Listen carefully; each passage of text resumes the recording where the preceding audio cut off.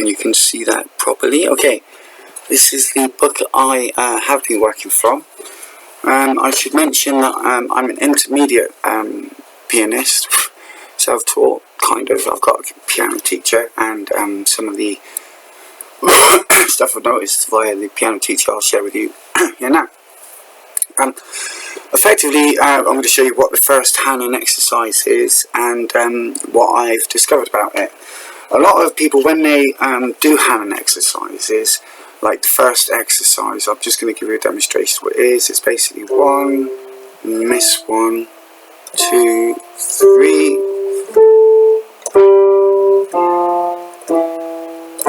Okay, so that's the first exercise. And then you repeat that up, because what happens is because you've missed one, you end up there. And so when you do the whole thing, you gradually progress up the board. Now, a lot of things I've noticed with Hanon is they're all very intent on getting it to go as fast as they possibly can.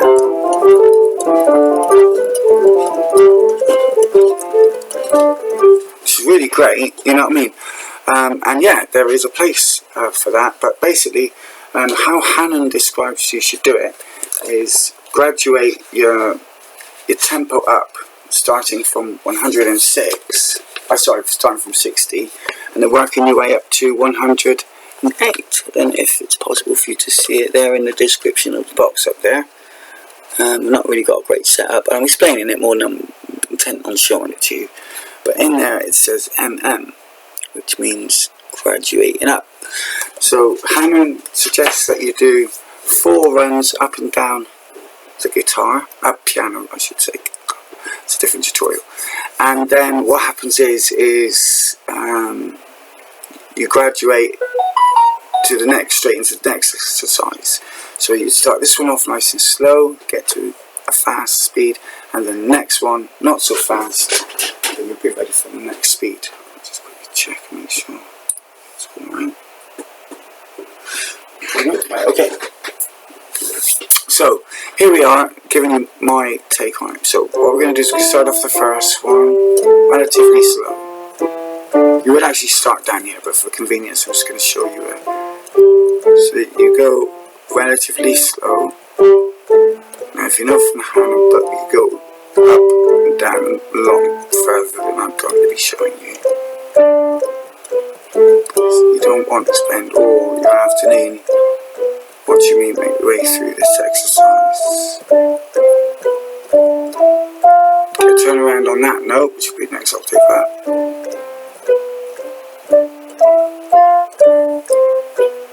And I'm shortening the exercise for convenience. Now, you could be a bit more retentive and you could set your tempo and work out what it would be if you were to divide 108 into 4 graduated exercises, okay? But I'm just going to go for the next one. I'm just going to go for something a bit faster. You can work out tempo for a piece later, can't you? You just settle on it. But in your mind, you're aiming for getting something nice and regular. You don't want to slur the notes into each other, but then you don't want it to sound staccato. So just find that nice balance, nice chirpy, cheerful. And later on, I actually since you're doing that nice turn right now, trying to keep nice straight. Remember, shortening the exercise. So that's going to, oops, sorry. You'll notice that it's going to be 2 reps.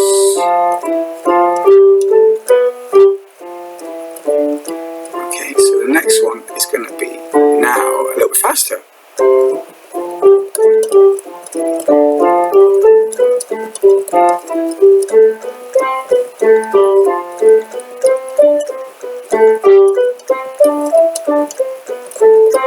Now obviously there are other approaches to this method. I mean, a lot of teachers, you know, in regards to speed and all that, it's all about, hey, you know, try and accentuate certain notes, you know, try and do something, you know, to an exercise. Right, hang on. So now I'm going to go 4th time around. I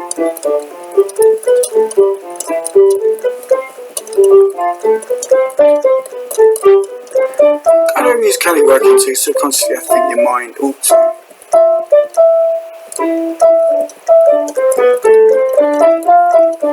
Where just kind of thinks of those.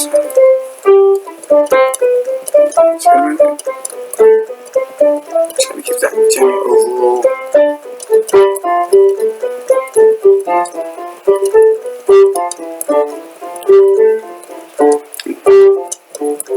Like I said, I'm an intermediate, so I'm trying to. That's one. Okay, so now if you wanted to practice super fast, what I would do, because you ideally go straight into the next exercise, which obviously I'm going to show you, is so anyway, that starts slowly. So the exercise goes there. Second finger on that one, third one on that one.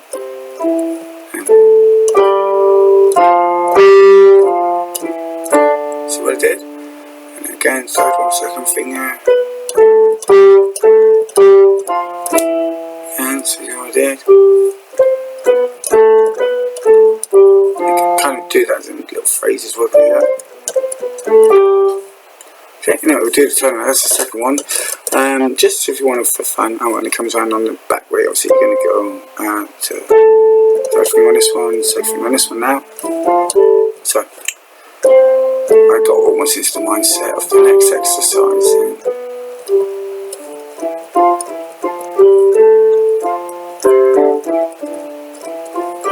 Obviously, once you get to C, which obviously come down there, but for the sake of the right, so if you could do it nice fast.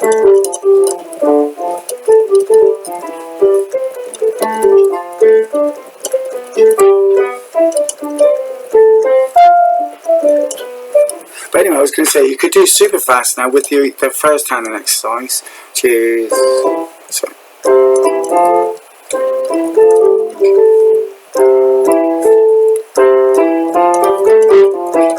I got it.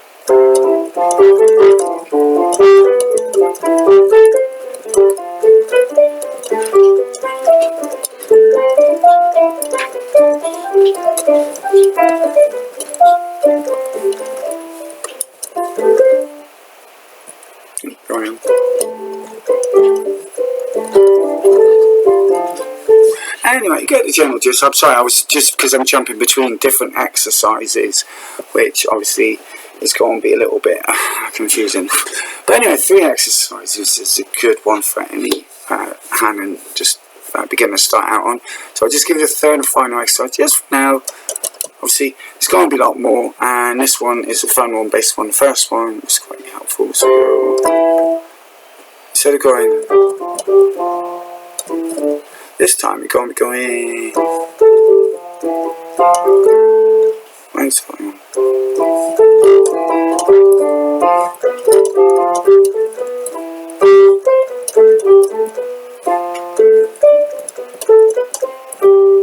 Right now, I'm trying to rein it in because the previous exercise would have me all excited and zapping about.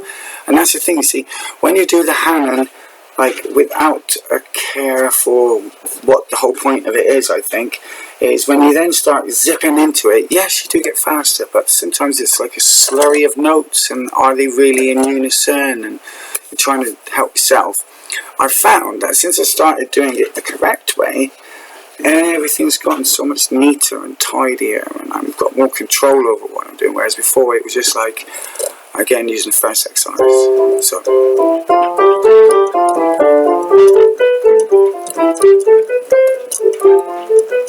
be getting to sort of have that kind of thing going on, you know, and then I'd have that approach to the next exercise. So I do next which would be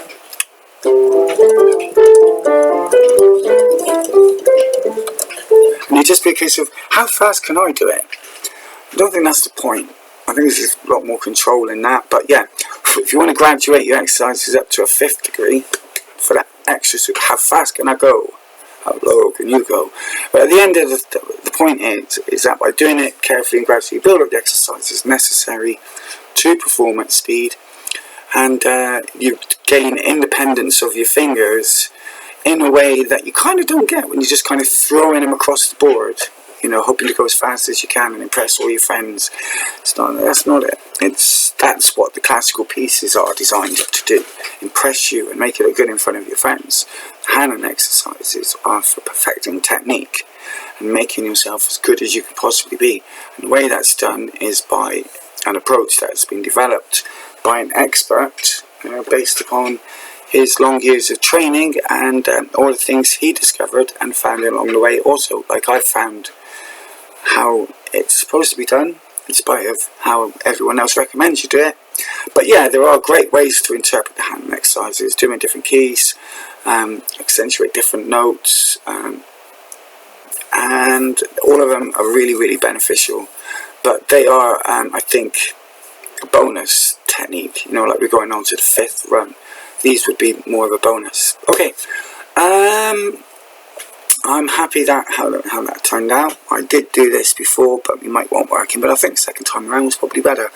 Anyway, if you've enjoyed what you see, please share it with somebody who you feel might benefit from this different look at Hanon. Or maybe they share the same view and you want to send them the way towards this video going, hey, you were right, see? Check it out. Or maybe, you find it enjoyable to watch. Either way, please share it. If you can, like it. I'm going to put some more videos out there. We're going to be looking at scales. I will demonstrate some more of the Hanon techniques in my next one. Again, remember, I'm an intermediate. You can be an intermediate too. Let's become experts together. Okay? Thank you so much for your time. I really appreciate you watching this.